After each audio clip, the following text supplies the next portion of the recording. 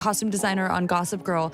But anyone who works with me, I love this. it's like drinking through a fire hose. You're like, wow, I come in and I'm like, this is what we're gonna do.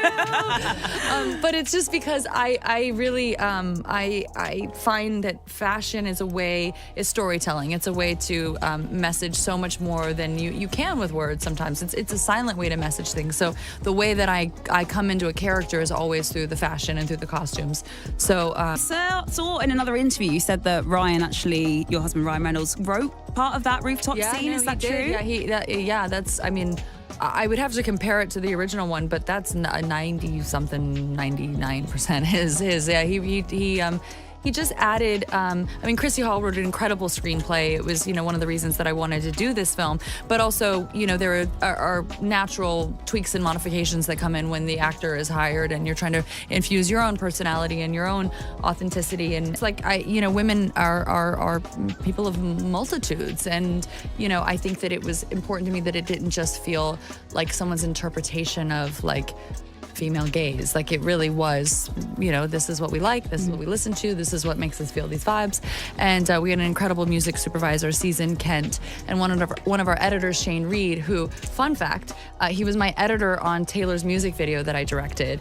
And I was obsessed with him. And I was like, this guy is amazing. And he never edited a movie before. He just finished Deadpool and Wolverine, and he came on and helped us with this one. And he has incredible taste in music.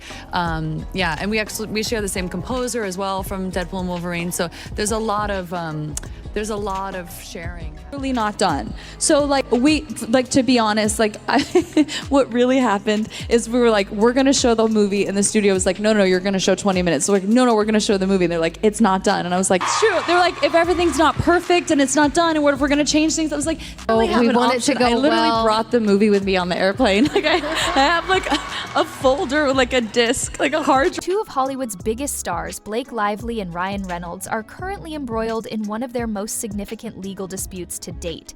They face a huge $400 million lawsuit, and the judge did not rule in their favor today. Because of Lively's terrible "it ends with us" marketing, her once impeccable reputation is now eroding.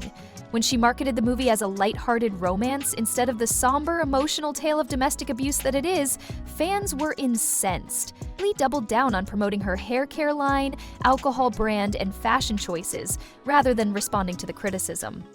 Now, that error has resulted in two explosive lawsuits. Alleging a hostile and toxic work environment during filming, Lively is suing director Justin Baldoni and his production company, Wayfair Studios, for $250 million. She alleges that Baldoni's team misrepresented her and engaged in inappropriate behavior against her, but Baldoni is refusing to back down. He is claiming that Lively and Ryan plotted to seize control of it and is suing for $400 million. We are the first to do it. The eagerly awaited follow-up, the battle in court, is already a mess. The judge rejected Lively's legal team's attempt to impose a gag order on Baldoni's powerhouse lawyer Brian Fredman, which led to today's altercation. According to Freed, Lively gave the New York Times access to private court documents, which resulted in a shocking expose that destroyed Baldoni's career. While Lively got away with it, he lost his podcast, his agent, and any upcoming projects. Right now, Baldon's team is attacking. Timelines are among the many pieces of evidence on their recently launched website. Videos, emails, and texts that portray Lively as a skilled manipulator. According to the document, she took control of the film by making up accusations and blamed Baldoni for the criticism of her own poor marketing.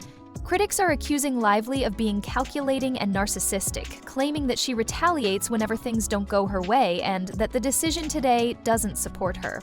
Gagging orders are rarely upheld by federal judges, and today was no different. Judge Louis Lyman rejected Lively's team's strong attempts to silence Fredman, arguing that the press has a right to access public records. The stakes are extremely high. According to Baldoni's team, Lively's accusations have cost him hundreds of millions of dollars, and they accuse her of working with the media to spread a misleading story. Even damning receipts and video evidence that refute her interview claims are included in court filings. The trial may occur sooner rather than later if tensions continue to rise.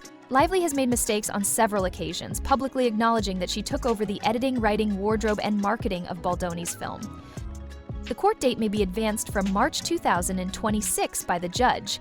Lively, meanwhile, is battling to keep Fredman from deposing her, saying she feels uneasy being questioned by a lawyer who she claims has slandered her. The sudden attempt to dodge a deposition raises a lot of red flags for someone who has established herself as a fearless Hollywood powerhouse. If the evidence continues to mount against her, this case could not only cost her millions of dollars, but it could permanently ruin her career. Blake Lively just suffered yet another significant setback to his legal strategy. Her attempt to stop Baldwin's lawyer Brian Friedman from questioning him caused a stir in the federal courtroom. Who deposes you is not up to you. You can ask for accommodations, of course, but asking the court to bar an attorney? It's almost comical. The judge also stated unequivocally that she is not given preferential treatment. Whether she likes it or not, she will have to answer the difficult questions if she wishes to pursue this case.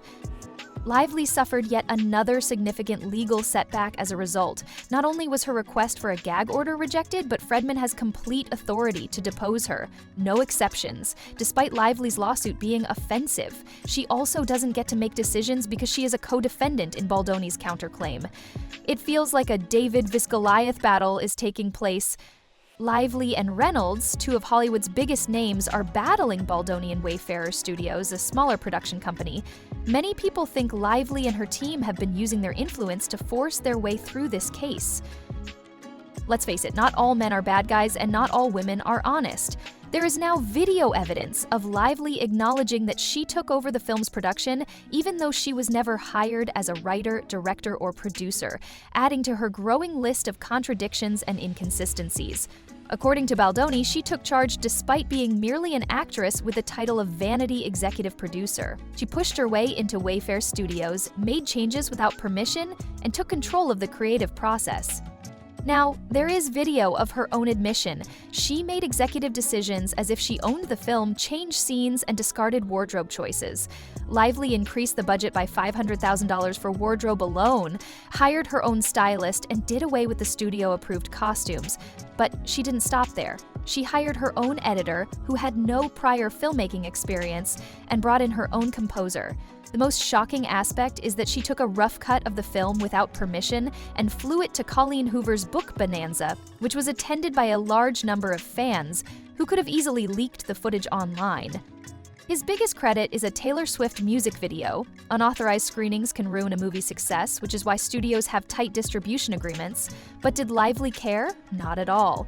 She disregarded Wayfarers and Sony's warnings and went ahead anyway, which could have ruined box office receipts and studio ties. Now, she's attempting to change the story by portraying Baldoni as the antagonist and saying she had no control.